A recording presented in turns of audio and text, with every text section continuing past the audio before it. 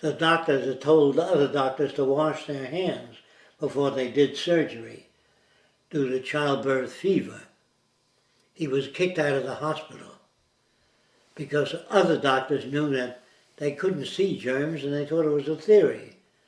The guy that found germs was a millinery man. He worked with fabric and he noticed germs under a microscope. It wasn't scientists that found germs, but the man's name is out there in all the books on where the microscope came from. And if you don't know where the microscope came from, you don't know what questions to ask.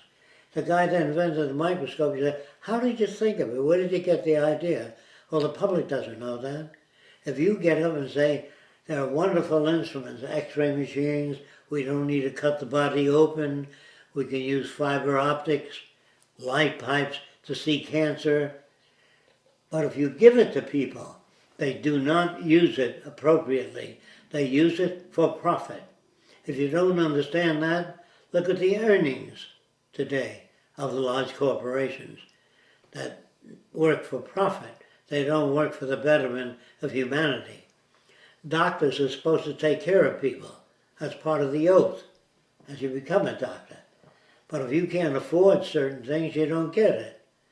Now, talking of socialized medicine or making medical procedures available to everyone. And the doctor says, well, how am I going to make a living if I make it available? He's trapped in this system.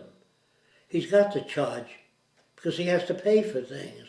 The doctor has to pay for all the electronic equipment he uses in his office, and the hospitals have to buy materials and they have to pay a contractor to put up the building. They don't put up a building because the guy's going to treat people. So they put up a building. Then they think of all the staff working there and the people that invested in putting up the building.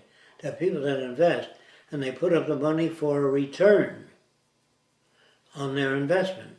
You got to understand that that is a predatory system where everybody makes money on any human disorder. For example,